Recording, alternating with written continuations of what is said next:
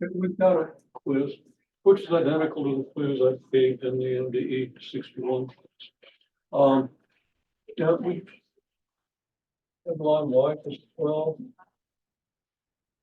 And the line Y is 3. And the line X equals -5. And the line X equals 14. So we got 2 points here. One point at the intersection of these two lines, one point at the intersection of these two lines. This point has coordinates -5, 12. This has coordinates 14, 3.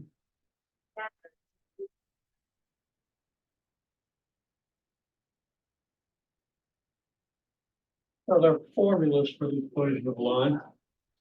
And those formulas are fine, but I do want you to see what's going on, so I'm going to explain it in terms of the picture. So if you want to skip what I'm recommending that you do, you can, for the most part, get away with that, get the answer, but you're not going to understand as much. So try to understand what's going on, because especially on a test, I can ask you what's going on. Okay, now, for the most part, I'll just get the equation. But there'll probably be at least one problem that says, that asks you to do it in detail, show me why it works. Okay, so you're gonna be losing that problem if you don't pick up on this. Now, I'm looking for the color that I want to use, and not find it. Well, what's it do? I don't know why my chalk keeps walking off, but it does. Okay, so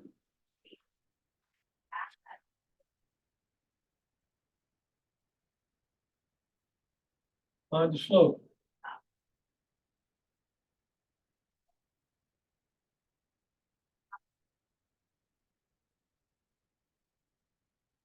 You do a fundamental prime. Half from the left point to the right point. You get the run, which is 19.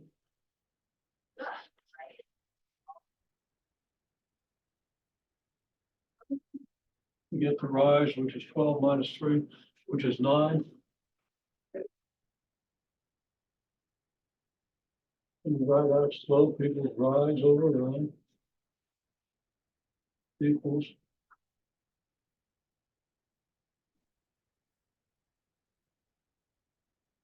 something is wrong here, and I wrote the rise incorrectly.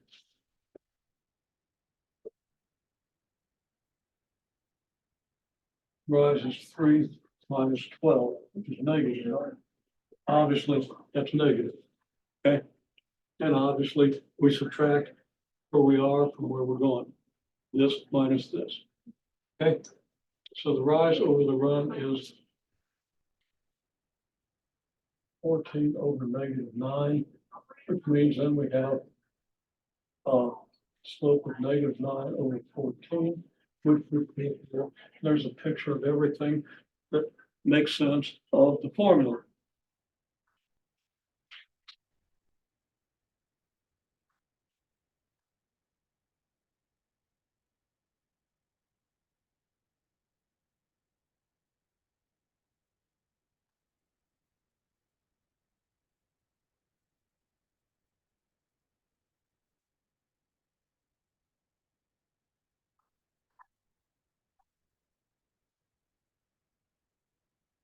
You can also say that y2 minus y1 over x minus x1 equals -9. Equals -9/14. Okay. Allergy season starting early. Okay, so anyhow, we got the slope. Okay, then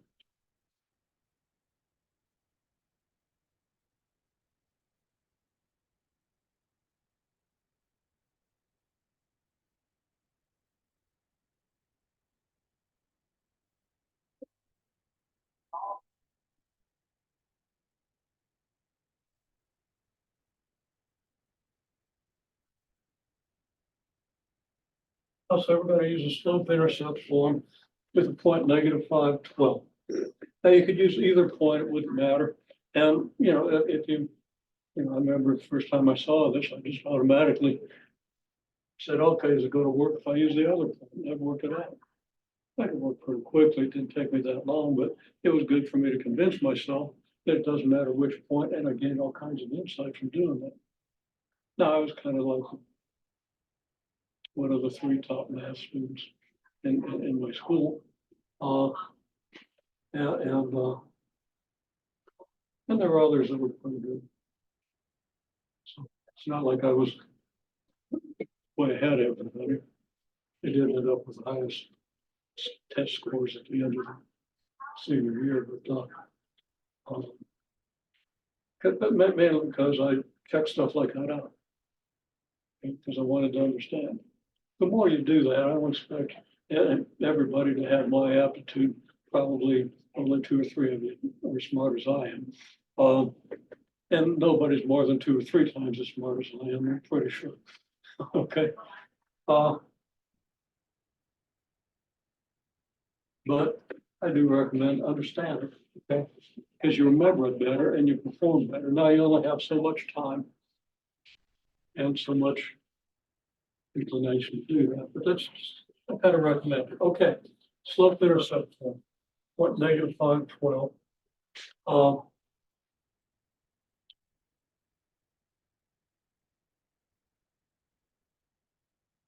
And then the slope intercept form is just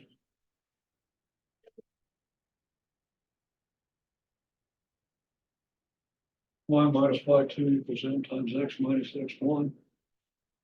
So here's x1 and here's y1 and here's m. Okay. So we just plug in. Now,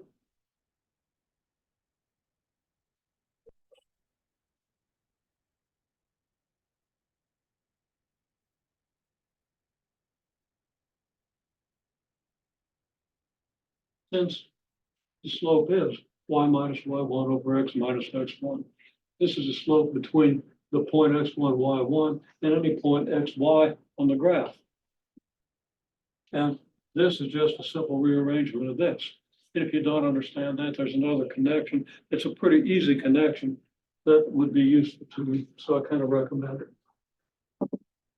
As opposed to memorizing 10,000 formulas, you get by with memorizing about a dozen, okay?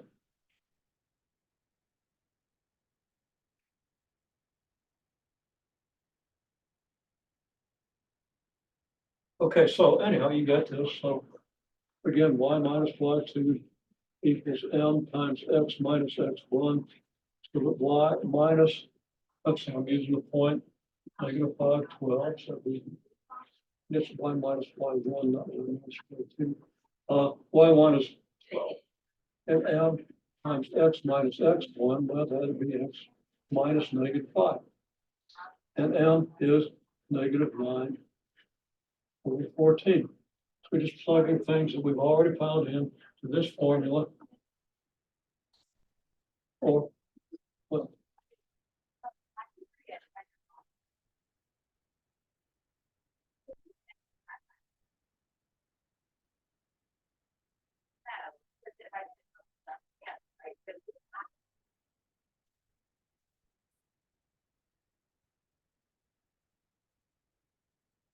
So we got this.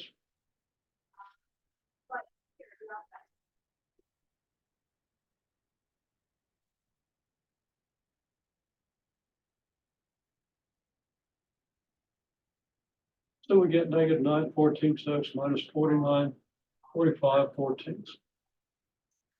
So that y equals -9/14 x minus 45/14 plus 12. 12 is 168/14. Make sure of that. Yeah, okay.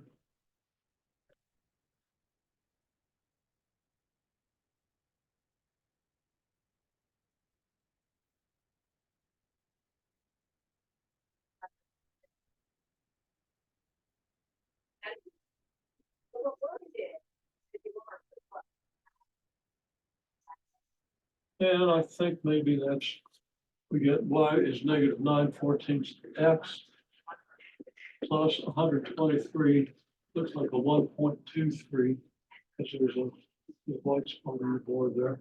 So we need to obliterate that with my 1. Okay, 123 over 14. And 123 over 14 is approximately 8.8, 8.7.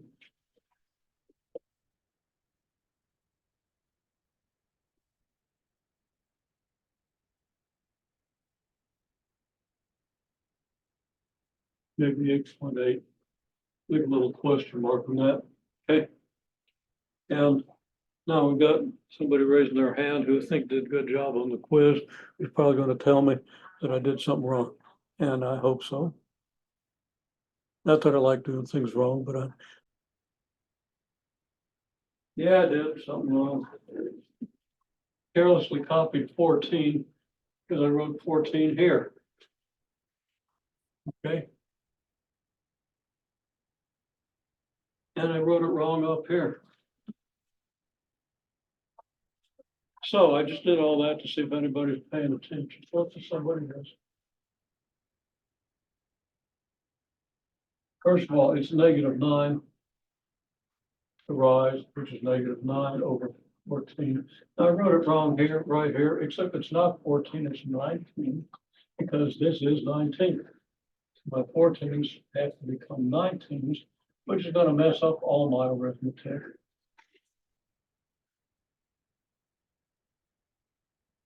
But of course, we want to get this right. So I got all these 14s changed to 19s. 14's fairly easy to make a 4 into 9.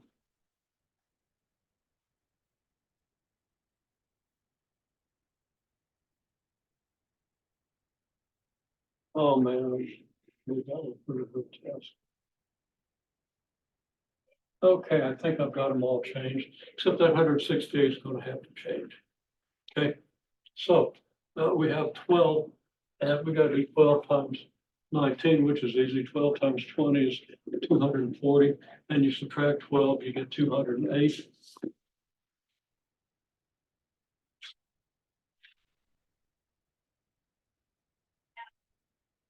Yeah, I think 19 times 12 is 208.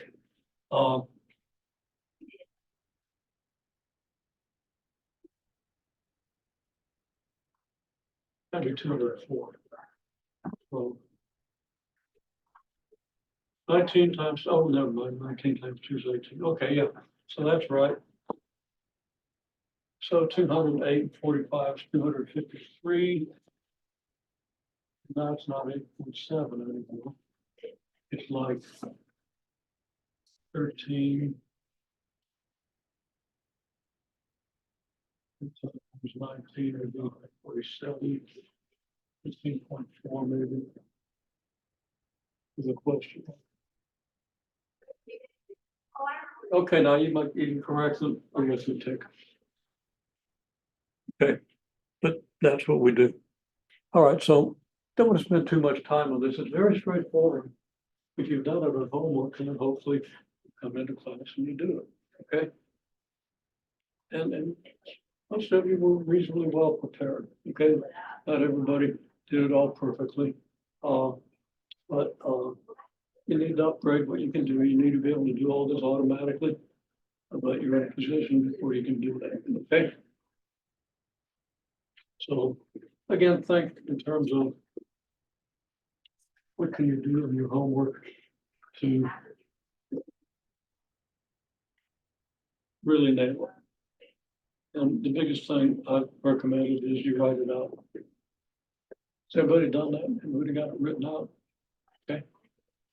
Kind of find that point when I have you do something. I'd like just take a look at it because it helps me to see what you're thinking. I can see a lot on a quiz. Okay, I can see a lot by what you do in class when I ask you to do things, but I don't see everything. Incidentally, on the homework, for most of you, one of you didn't need any notes. For most of you, I inserted some notes. Okay.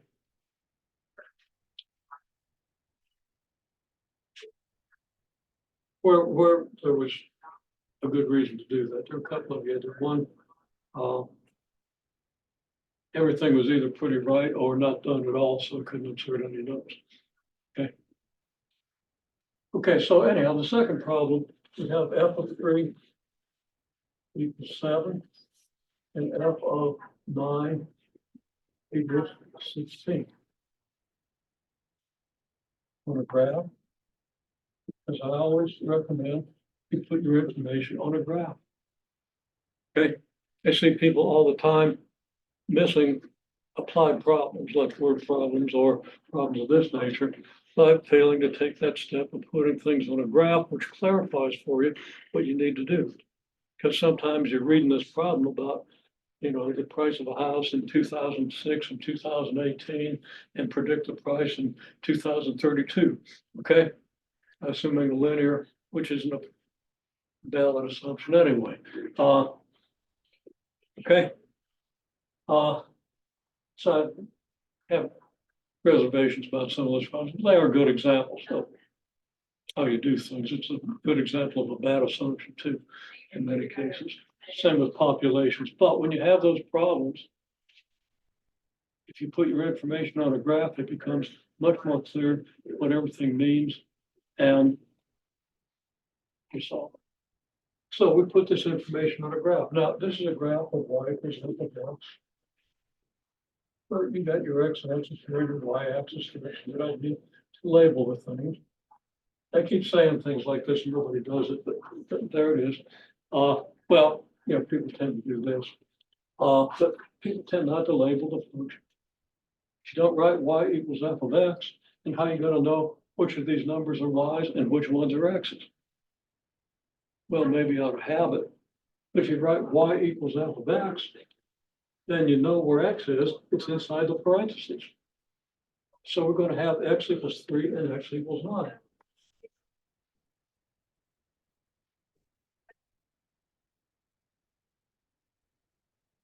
Then what do we have? Well, f of x is your y value, right? So f of 3 has to be a y value. So you're going to have a y value of 7 and a y value of 16.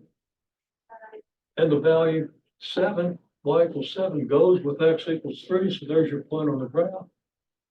And y equals 16 goes with x equals 9. So there's your point on the graph. And there's your line. Okay.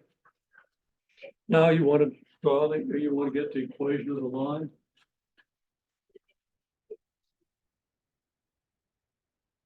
But I'm not going to belabor it.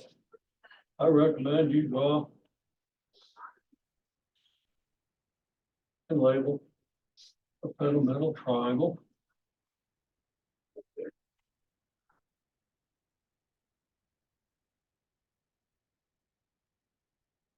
So I'm just doing it. We get the run, subtract the later y value from the earlier, and same with the x values. And this is not the run anymore, it's the rise.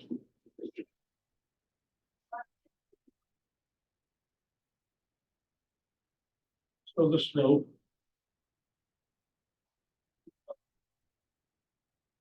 And again, I keep recommending it doesn't take long to write out slope equals rise over run equals, and then it's going to be 9 over 6, which equals 3 halves because it reduces. And then we put 3 halves there. Now, it took me less than a minute to do that, even though I was running my mouth and talking about it.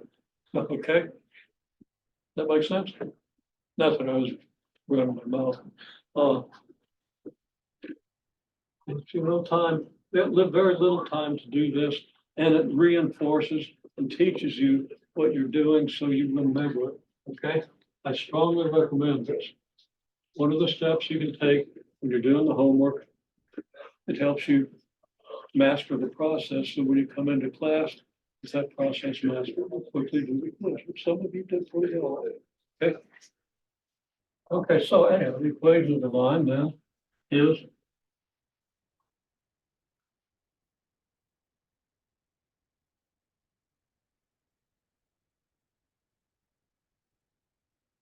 this. And again, when you write this down, I mean, I remember, one of the reasons I did pretty well with my mathematics is when I look at this, I'd always visualize, well, m equals y minus y1 over x minus x1 at first, so I was sure I had it memorized in the right order. Not x1, x minus x1 over y minus y1. Second, so I could think about what it means. Okay. So you just don't write this down out of habit and plug things in if you want to really understand it. Think about what it is you're writing down. So number one, write it down. Number two, think about it. You learn it faster and better. You get a higher grade for less effort, is what it comes down to. Okay. Now, maybe that works for you, and maybe it doesn't, but most people never try it, so they don't find out. Okay. And some people don't need to. Okay. So you can determine whether you need to, but I think most of you would be well advised. Follow my advice. Okay. I won't be offended if you don't. The only thing that bothers me is having to give lower grades than I think you can make. That bothers me. Okay. So anyhow, as a philosophical lecture, okay, we just plug in numbers, okay? We pick either point.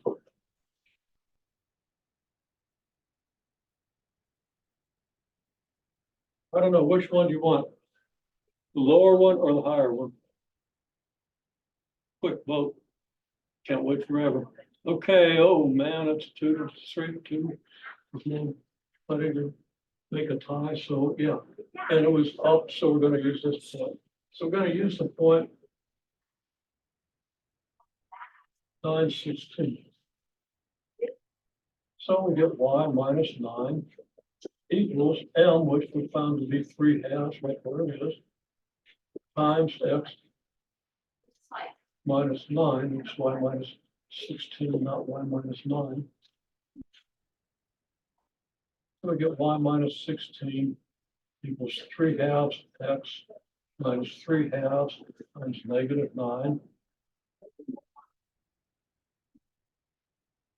Then I'm going to go one more step here, 3/2 x minus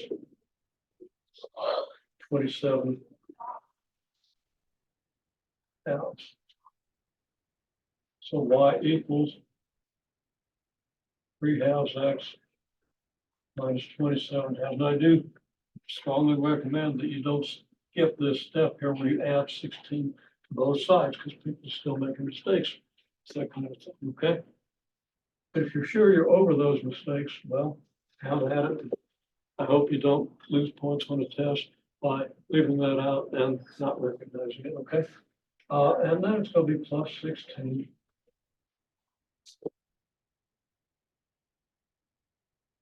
And we finally get 3/2 x. 16 is 32 halves. Will be plus 5/2. Now, does that make sense in terms of the graph? Well, what would the y-intercept of this graph be? Y-intercept occurs when x equals 0. That should have popped into your head as soon as I said y-intercept. Y-intercept, x equals 0. If you hear one, you think the other. Just like x-intercept, y equals 0. Okay? And understand why. And if x equals 0, you get y equals 5/2. Does it make sense that that could be the point?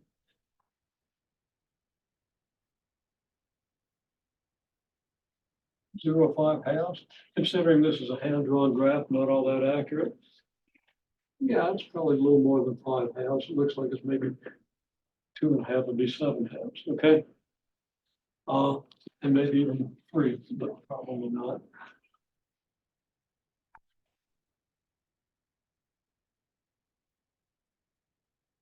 So that's plausible. It's probably okay. There's a good chance that we've got the right equation. What else could we do? Well, we could plug in x equals 3 and see if we get y equals 7. I was going to say embarrassing when we don't, but we do. Okay. If x equals 3, 3 times 3/2 is 9/2. And we add that to 5 halves, you get 14 halves, which is 7. I can write that out. I'm not gonna write it out, but that's how you check. And you should always check. It doesn't take long. Okay, and if x is 9, 3 halves of 9, that's 27 halves. When we have 5 halves, we get 32 halves. 32 divided by 2 is 16. Now, you might not do that in your head. You might need to write it out, but I'm advocating you write out the check when you're learning to do this. Okay, until you get to a point where you've done 20 or 30 of these problems and you don't need to anymore. You probably need to. Maybe not for 20 problems, maybe just for 10 problems.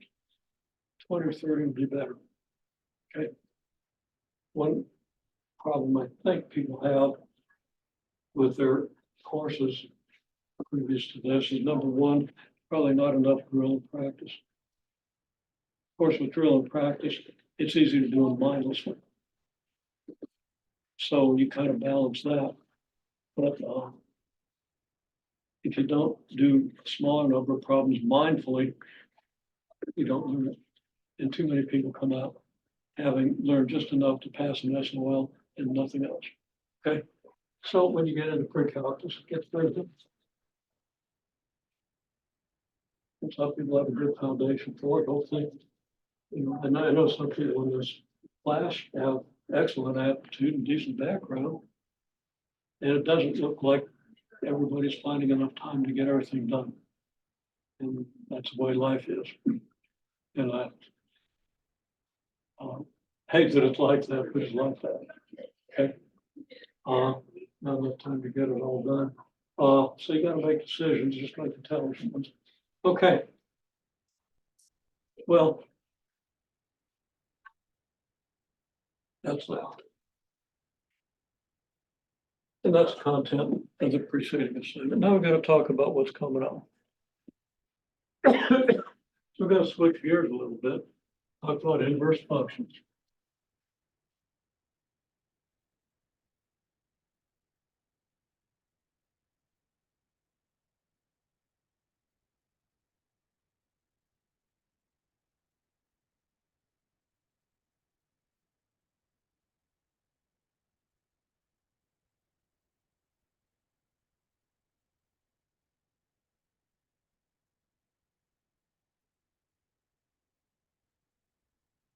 With table, you reverse the X and Y columns. Hopefully you remember doing that. We did that a couple of weeks ago. Okay. So that's been done pretty thoroughly. And even some allusion to what we do. We don't have time to write that out because there's a lot to do. But remember that that's what we do, because with a formula,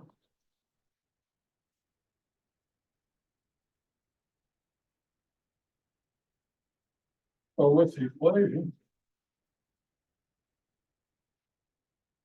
in a function,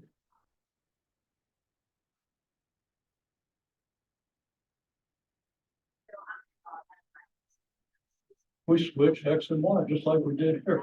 To reverse the X and Y columns, we switched X and Y, right? And you see how that works out. Here we just switch X and Y in the formulas.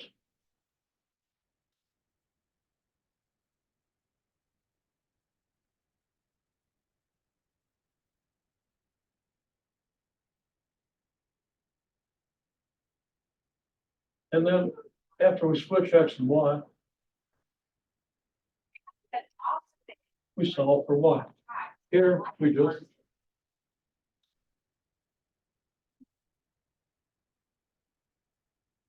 graph the new table. If the function is 1-to-1, and you should remember what 1-to-1 means because that was in chapter 1. Okay, and it just means there's exactly one Y value for every X value. So when you switch, you end up not having two different X values that have the same Y value. You see examples of that. Open Math will talk about it.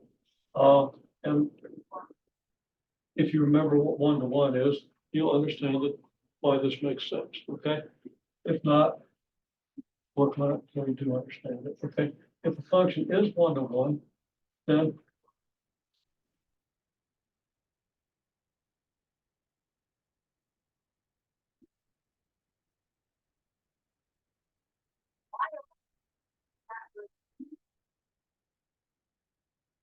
If the original function, whatever it is 1 to 1, the result will be a function.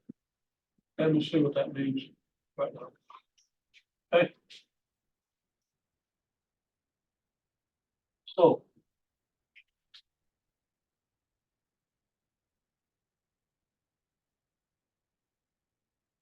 But y equals 2x plus 6. Do what it says here. Switch x and y and then solve the resulting equation for y.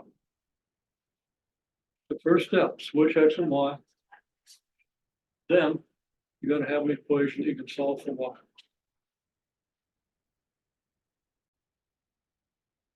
Well, I'm glad I looked. Everybody's doing more than what I said. Okay, but then since you haven't seen it, actually you did. I did this briefly a couple of weeks ago. But not so that I really expected anybody to remember. Okay, look, we got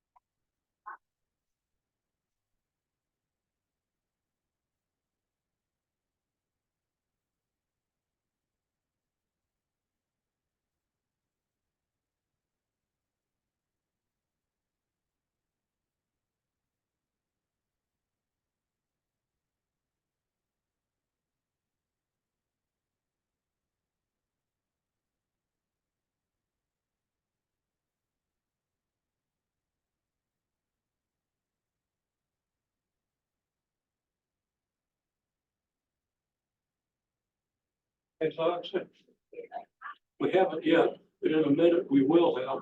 We will have did it. Okay, we have done it. And we smudge out y, and we smudge out x.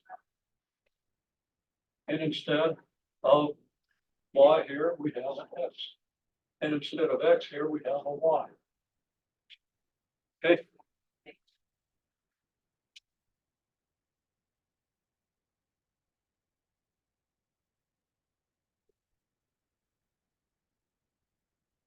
We switched x and y. We didn't do anything to that 2. We didn't do anything to that 6. I saw the 2 appearing over here. Well, I mean, there was a 2x, but over here, there's just a y. And when we replace y with x, that 2 doesn't go along with it. We're just switching the symbols. Okay? And somebody who want to do a -6 there, you see me do wrong signs all the time. So you probably have an excuse. Or maybe you thought that it should be. Either way, it shouldn't. So it's just what it is. Okay? Is that clear what I mean by switch x and y? Okay, now can you solve that for y?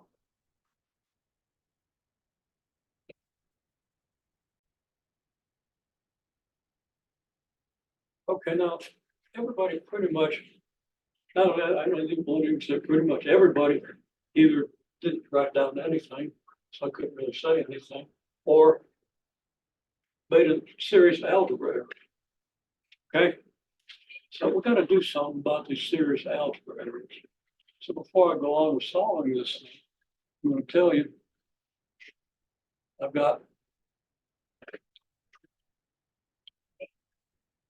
I anticipated we'd have some algebra problems. It was easy to anticipate after doing the assessment test at the beginning.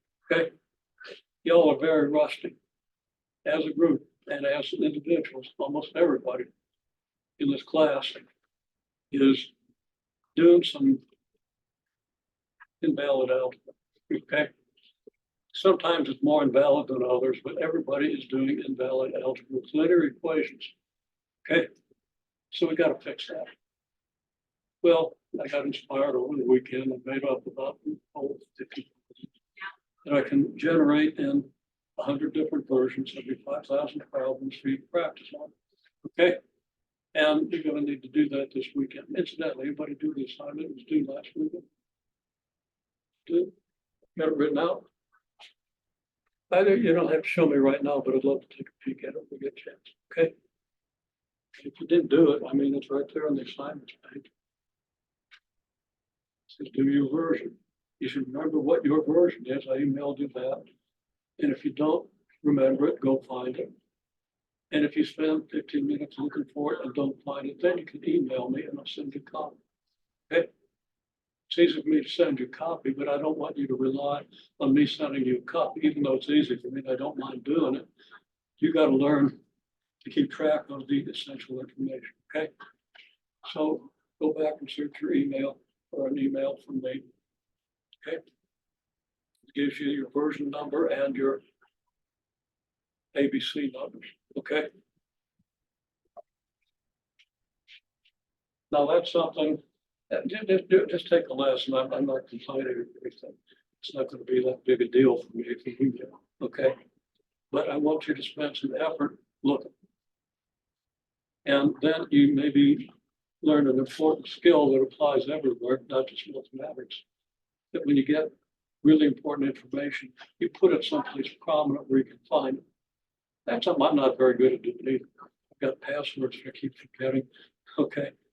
And I think I put them in a secure place and I can't find them. All right. Now, usually I can, but many times I can't. And since I just switched over computers, that caused me some inconvenience. Okay. So I'm trying to get you to maybe a habit that causes you not to cause yourself the kind of inconvenience that I cause myself. Okay. Everybody does it, so don't feel bad if you've lost track of it, because we haven't used it that much. But go back and learn a lesson and find it, or email me. I won't be mad. I won't be upset. It won't take me but a minute, if that, to locate the original email and send you a copy. Okay. So I don't mind doing that at all, but learn something. And I'm glad I did it. Okay. Okay, so and we're going to solve this. X equals 2y plus 6. Solve for y. You can add, subtract,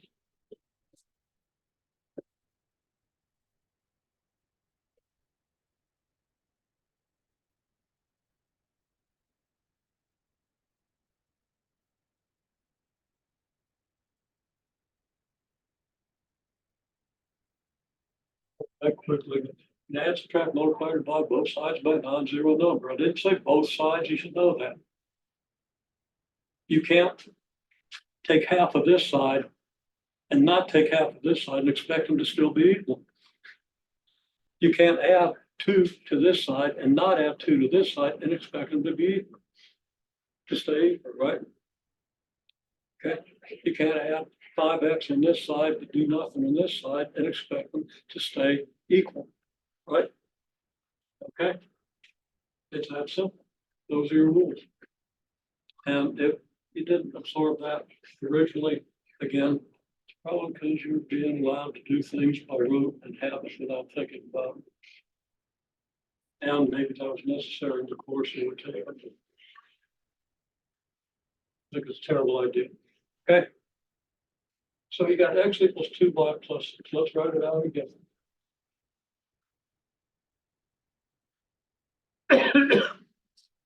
We want to get rid of everything but y on one side. Now, it often helps people, it's not necessary. But since you're trying to get y, you usually want it on the left side. So your solution is going to end up saying y equals, okay, instead of equals y. It's usually the way we want to look at it, but it doesn't matter. It means the same either way. So if you choose not to switch it, that's okay, but I'm going to switch it because that's what most people kind of want to do. Okay, so we got 2y plus 6 equals x. So what do? Well, we write 2y plus 6 minus 6 equals x minus 6. Now, some people want to write it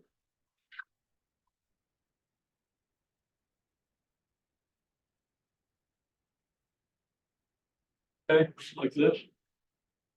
If you write it like this, I want to equal sign in here, so you know you're adding to the equation. I don't want to see it -6 or -6. without an equal sign in between, lined up with this equal sign. I don't want to, that doesn't mean I'm not going to. I suspect I'm going to see it because it's an ingrained habit. Now, it's the same thing here as it is here, because if you add this equation to this equation, you get 2y plus 6 minus 6 equals x minus 6. Okay. Too often, I see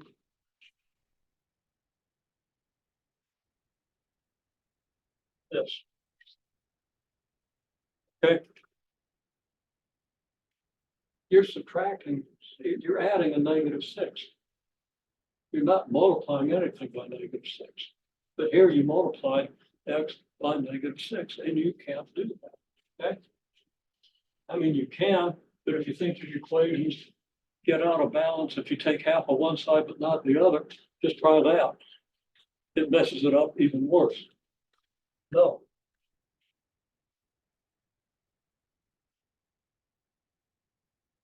Which is why I like to write it like this. That tells you what you're actually doing. You won't mistake x minus 6 for minus 6x. Okay?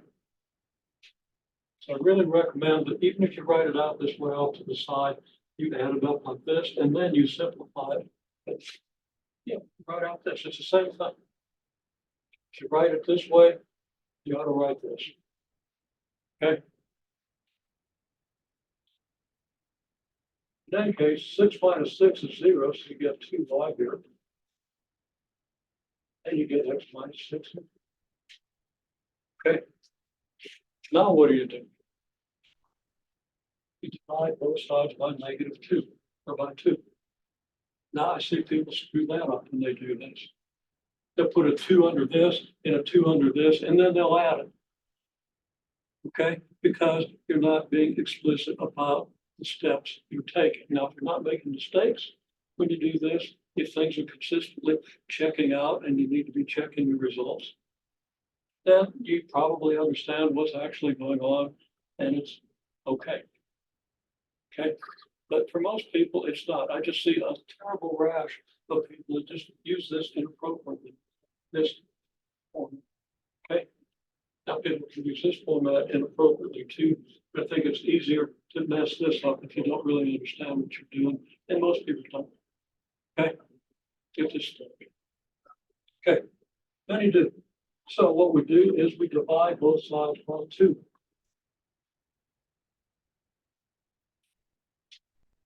Now, what does it mean to divide 2y by 2? Well, people love to cancel. So we can cross out this 2 and this 2, right? This one and this one. Those 2 cancel. No, but we can cross this one out with this one up here, can't we? No, you don't just cross out common numbers. You think about what it means. And this means 2y divided by 2. Your rule for cancellation is a factor of the numerator will cancel with the same factor in your denominator. It's got to be factors. It's got to be things that are multiplied together to give you this numerator or this denominator. Okay? Well, 2 is multiplied by y, and 2 is your denominator, so you can divide the 2 into the 2.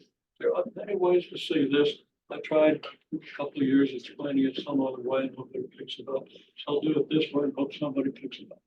Okay. That's your rule for cancellation. Everybody loves to cancel. But don't just be crossing things out. Now here, people cross out the 2 with a -6 and get a -3, and then put the -3 in front of x. Actually, I think I saw somebody do that. No. X minus 6 over 2 means x over 2 minus 6 over 2. The 2 divides both of these. It's a distributive form. I won't get into formality of that. But now, y equals x over 2, and 6 divided by 2 is 3, and there we go. Okay? These are the kind of steps you use, and then you can check yourself. Of course, this relies on function notation, which you simply have to understand. You don't have to keep using it. And you should understand it now, having had an assignment on it and having seen an examples in the 3-week preliminary study. Part of this course, okay? Well, now we can say it like this.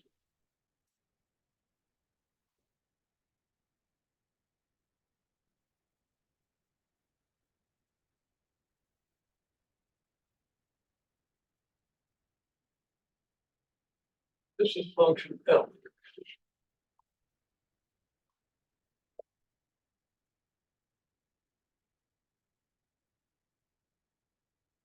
Y equals f of x equals 2x plus 6.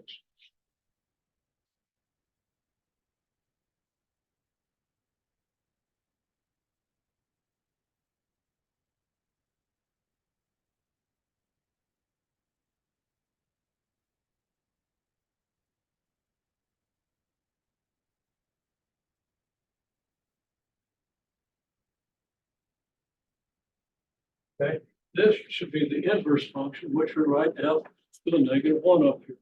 F inverse, not reciprocal, doesn't mean 1 over f. It means inverse function.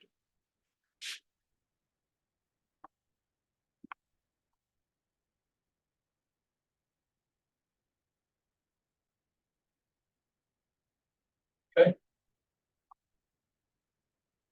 What is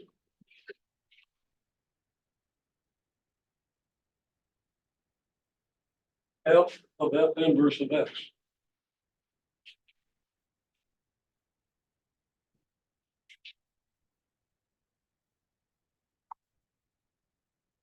Well, f of x equals 2x plus 6. So f of f inverse of x has to equal what? Okay, so right now, just write out your expression. Write f of f inverse of x equals, and show me what you think you should be getting here.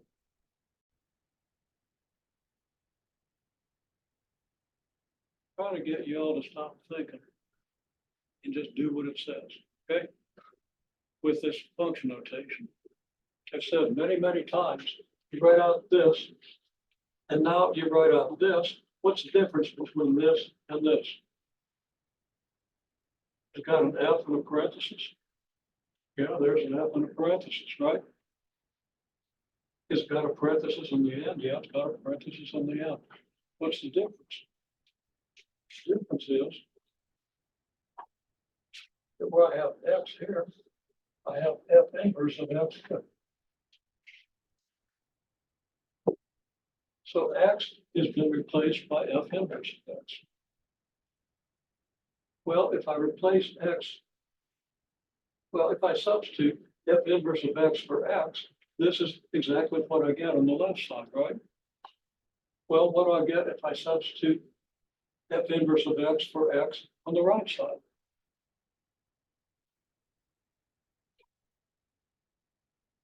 Well, I replace this X by this, I replace this X by this.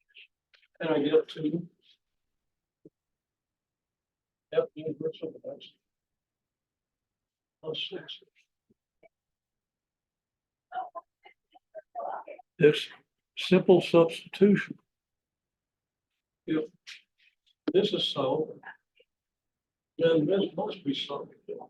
I can put anything at all I want.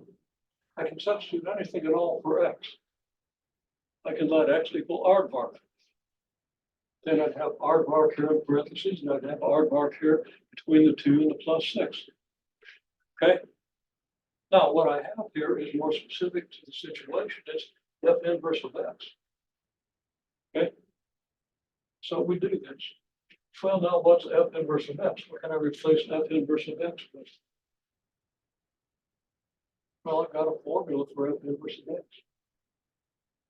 So replace F inverse of X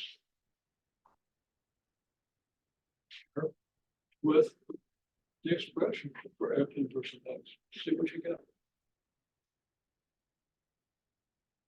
It's just a matter of replacing. Okay, be careful. I'm replacing F inverse of X with this. So F inverse of X is equal to this. So I'm going to replace F inverse of X with this expression. I'm going to get 2 times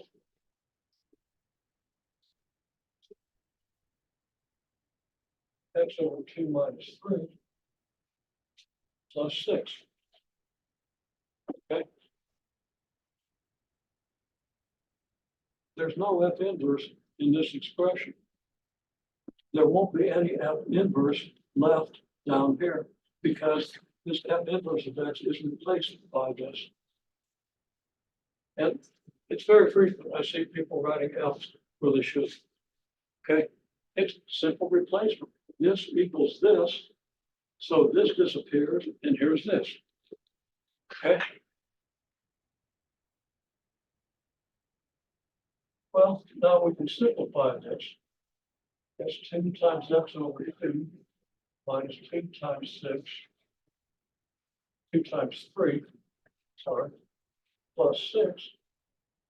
Well, 2 times X over 2 is X minus 6 plus 6 equals X.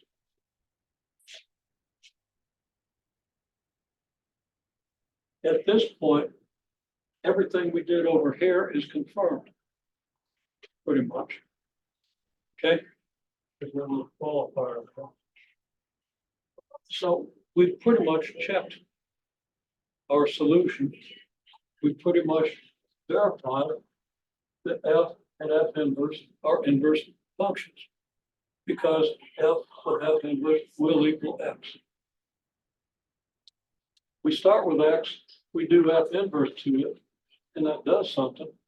And then you do F to that, and that undoes it. That's what inverse functions do. Now, talk more about that next time we have a little bit more experience with that. As I put that aside, we need more even. Okay. Also, F inverse of F of X equals X. We check this. F inverse of right now like this, F inverse of X equals X over 2 minus 3. Okay, so F inverse of F of X is better equal X over 2 minus 3. We just replace X by F of X. Now F of X has a formula, so we can use that formula. F of X is 2X plus 6. So we replace F of X with what it's equal to, 2X plus 6. And that's 2X over 2 plus 6 over 2 minus 3. 2X over 2 is just X. 6 over 2 is 3. 3 minus 3 is 0, so we get X. And we've confirmed now completely that these are inverse functions. Okay? Both this and this have to be so. Now you're going to see that formula if you read your text, which is what we can do. You're going to see that formula if you look at the open math videos. Okay? And that should reinforce it, but make sure you've really got this down because we've been working on function notation for the better part of a month. And people are still not seeing that it's just a matter of substitution and naming of functions. We really need to understand that. Okay. And not now, I mean, you've needed for transformations, which we did a week ago. Okay. So please get that straight because we've also got algebra to work on, and there'll be an assignment this weekend.